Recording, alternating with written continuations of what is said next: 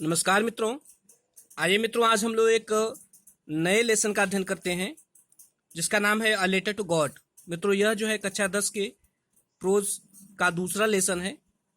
आज हम लोग इसके इस लेसन का और इसके हिंदी एक्सप्रेशन का अध्ययन करेंगे मित्रों। तो आइए शुरू करते हैं।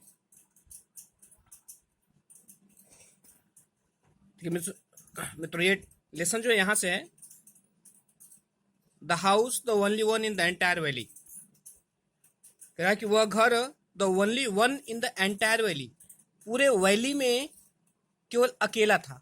वैली का मतलब होता है घाटी, एंटायर का मतलब होता है संपूर्ण। कह रहा है कि पूरे वैली में एक ही अकेला घर था। और जो कहाँ स्थित था, कह रहा है कि sat on the crest of ए लो हिल।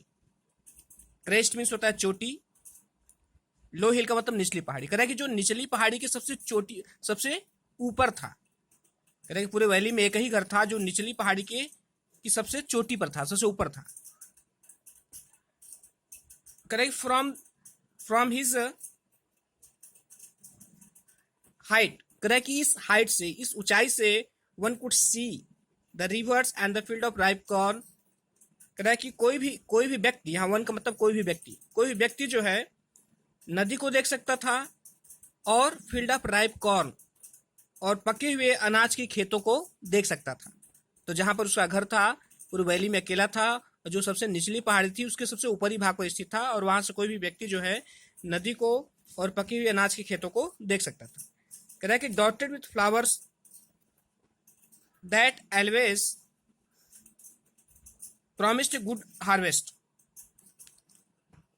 कह रहा है कि उस अनाज के खेतों में फूल दिखाई दे रहे थे जो कह रहा है कि that always promised good harvest, जो सदैव एक अच्छे फसल की आशा बढ़ाते थे। मतलब वहां से देखने से ऐसे लगता था जैसे कि इस साल अच्छी फसल होगी। The only thing the earth needed का नीड मीन्स होता है आवश्यकता। कह रहा है कि पृथ्वी को केवल एक ही चीज की आवश्यकता थी। किसकी आवश्यकता थी? वह से डाउन पर भारी वर्षा की। डाउन पर का मतलब हैवी रेन, भारी वर्षा की आवश्यकता थी।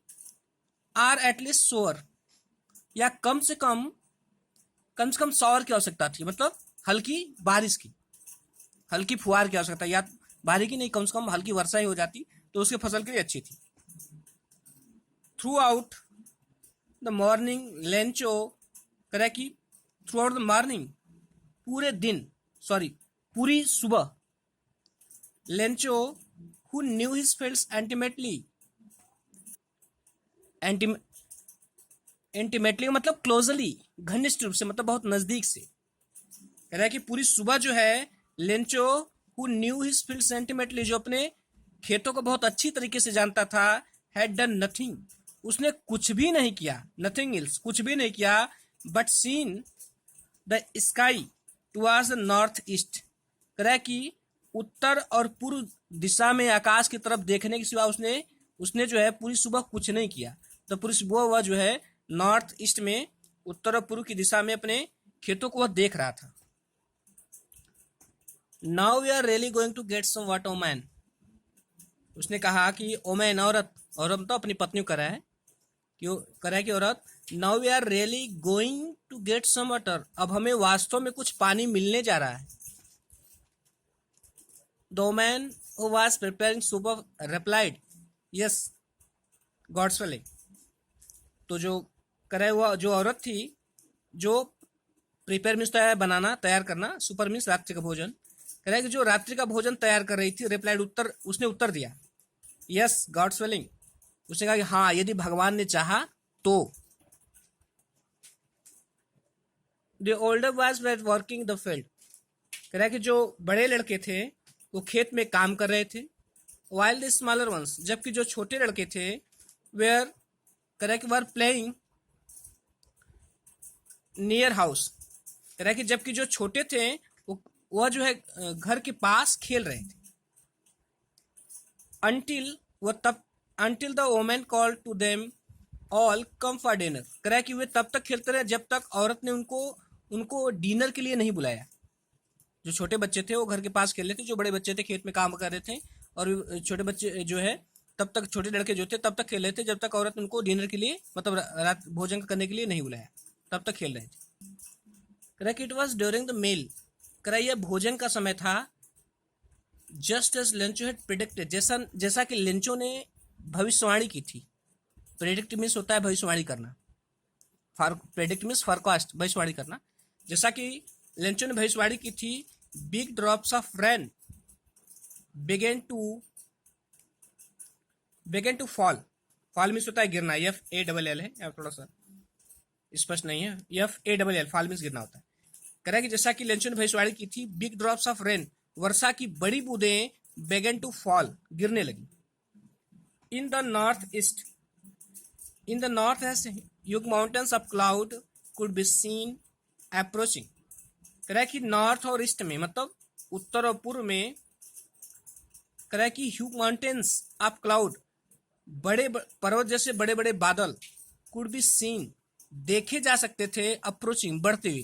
तो आगे बढ़ते हुए नॉर्थ और ईस्ट की तरफ जो है बड़े बड़े बादल देखे जा सकते थे जो आगे बढ़ रहे थे। The air was fresh and sweet, हवा जो थी वो फ्रेश, कह रहा है कि हवा जो थी वो फ्रेश, ताजी थी, एंड स्वीट और मधुर थी। The man went out for no other reason than to have the pleasure of feeling the rain on his body।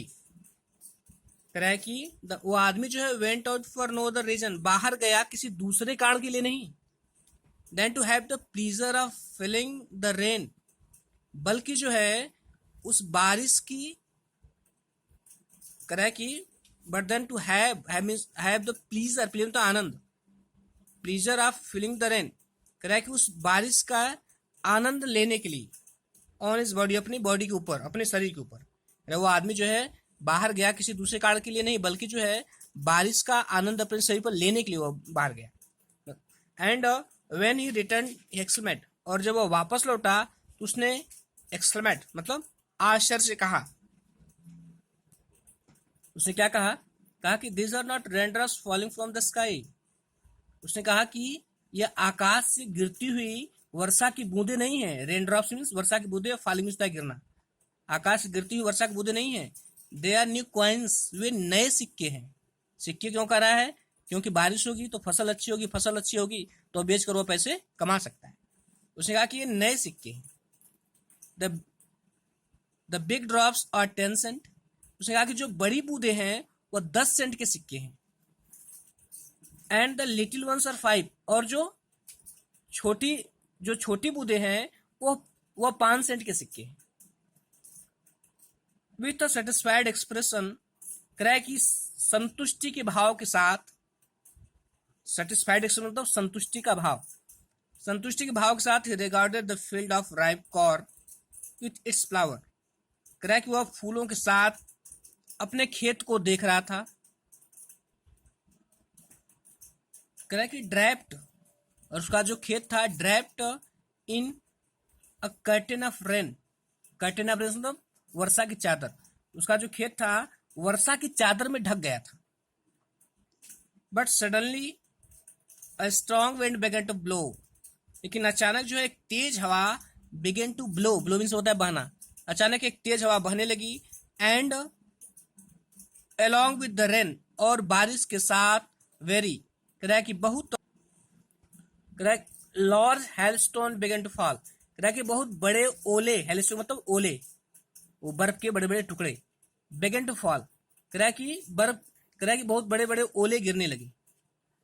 This truly did resembles new solar coin, कह रहा है ये वास्तव में नए चांदी की सिक्के के समान लगता था। रिजेंबल का मतलब के समान लगना, तो वह जो है कह रहा है वो वास्तव में नए चांदी की सिक्के के समान लग रहा था। The boys exposing themselves to the rain, देखिए एक्सपोजिंग मतलब खुला छोड़ना, the boys exposing themselves to the rain, बच्चों ने अपने आप को वर्षा में खुला छोड़ दिया, मतलब वो वर्षा का आनंद लेने लगे। Ran out to the collect the frozen pearls, कह रहा है कि वे बाहर दौड़े उस टू कलेक्ट, एकत्रित करने के लिए द फ्रोजन पल्स, जमे हुए मोतियों को। वे उन जमे हुए मोतियों को दौड़ने के लिए कल एकत्रित करने के लिए बाहर दौड़े। अब तो क्या फ्रोजन पल किसको कहा जा रहा है? उन ओलों को कहा जा रहा है, क्योंकि ओले जो है सफेद हैं और जमे हुए हैं, तो उन्हीं को फ्रोजन पल्स कहा जा रहा है, ओलों को। It is really getting bad now exclaimed the man.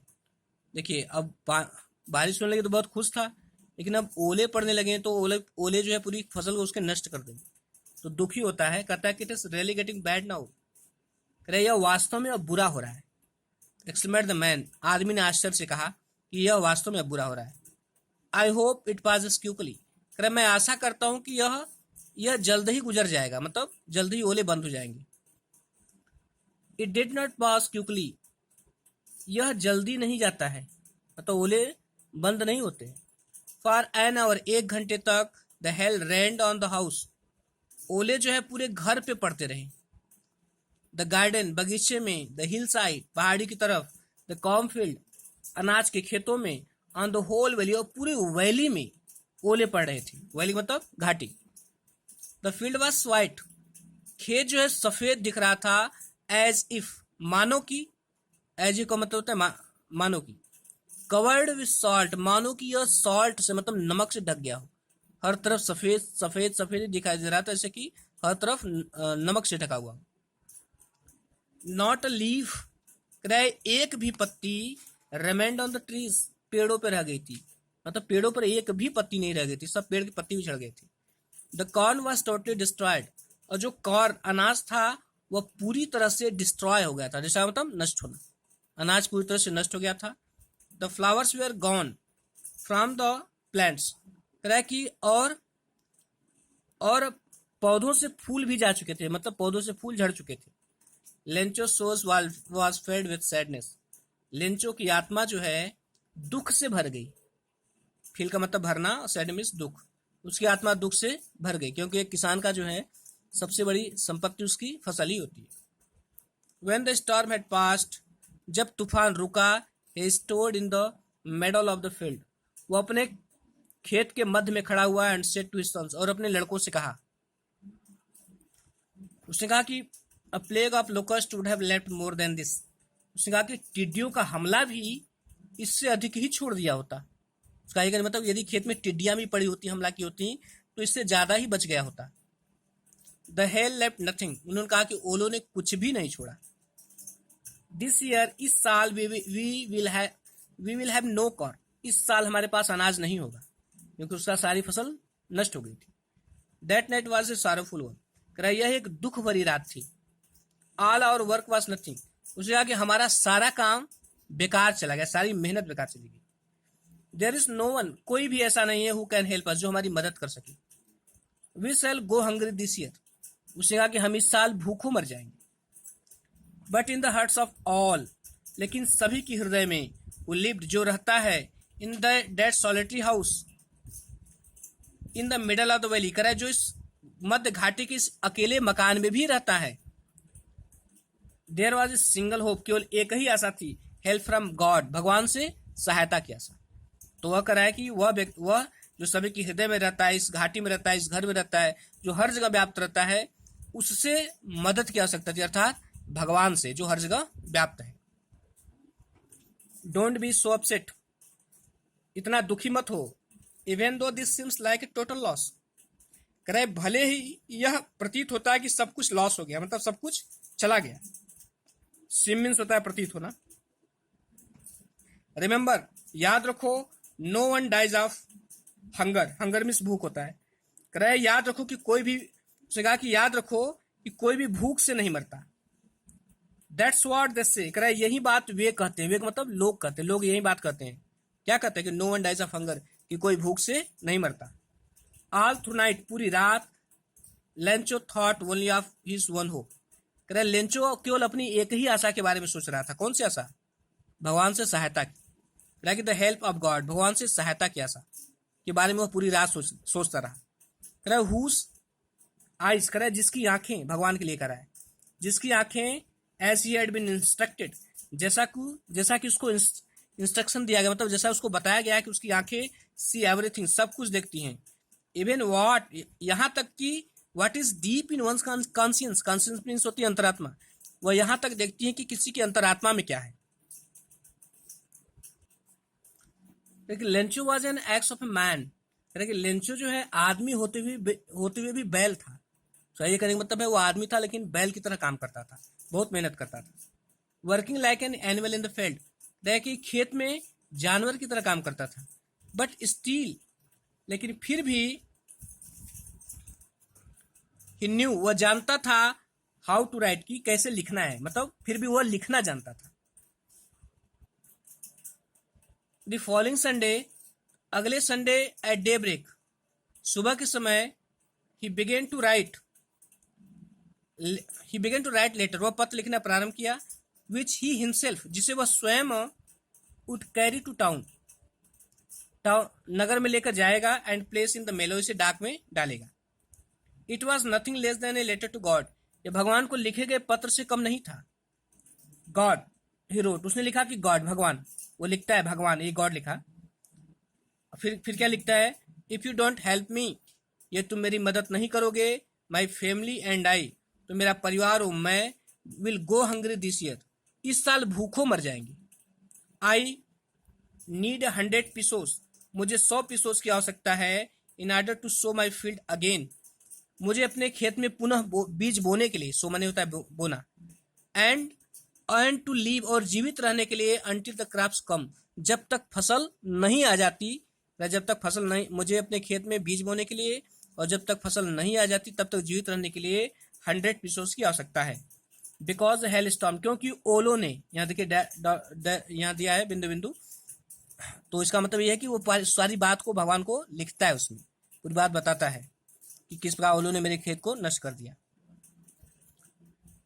God he wrote, sorry यहां से देखिए, ही रोट, उसने लिखा to God on the envelope, envelope जिसका लिफाफा, उसने लिफाफे के ऊपर लिखा टू गॉड, जैसे हम लोग किसी को लिखते हैं तो नहीं लिखते हैं टू, उसका फिर उसके बाद उसका पता लिखते हैं। पुट द लेटर इनसाइड, और उसके अंदर पत्र डाल दिया। एंड स्टिल ट्रबल्ड, और अब भी घबराए हुए, वेंट टू टाउन, नगर चला गया। एट द पोस्ट ऑफिस, कह रहा है कि पोस्ट ऑफिस में ही placed stamp on the letter, उसने उस पत्र पे एक मुहर चिपका दिया। And dropped it into the mailbox, इसको मेल बॉक्स में डाल दिया। वन ऑफ द एम्प्लॉइज, एक कर्मचारी, वाज अ पोस्टमैन, जो पोस्टमैन था, and also help at the post office, और जो पोस्ट ऑफिस में मदद किया करता था। Went to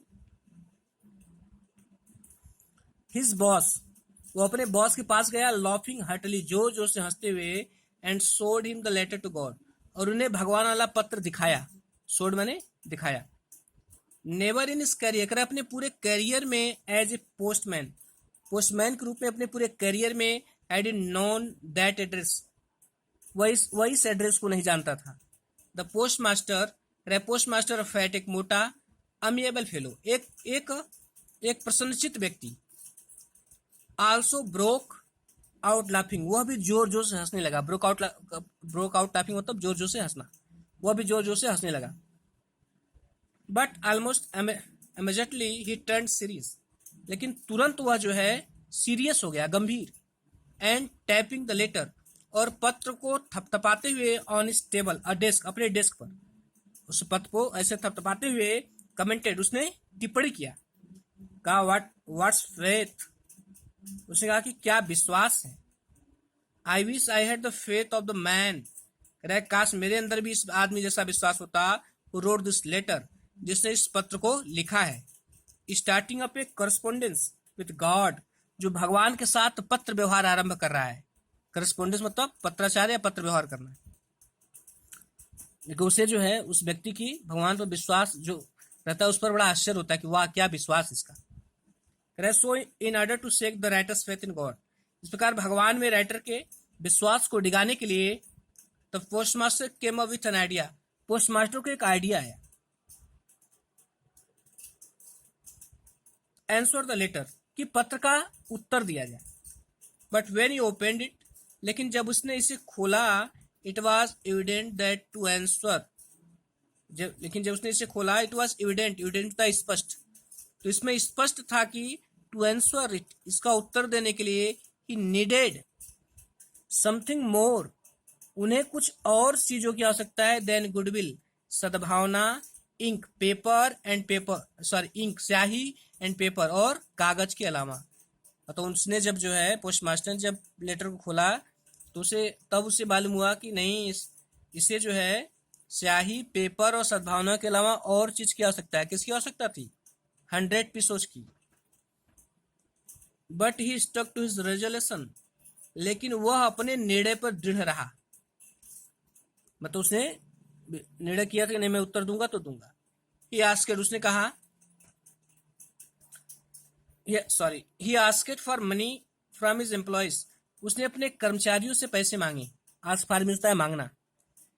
he himself gave a part of his salary, उसने अपनी सैलरी का एक भाग खुद दिया। And several friends of his were obliged, करा कि और उसके सेवरल फ्रेंड्स ऑफ हिज, उसके कई मित्र वर ऑब्लाइज्ड, कृतज्ञ महसूस कर रहे थे टू गिव समथिंग, कुछ न कुछ दे करके, for an act of charity, इस दानशीलता के कार्य के लिए।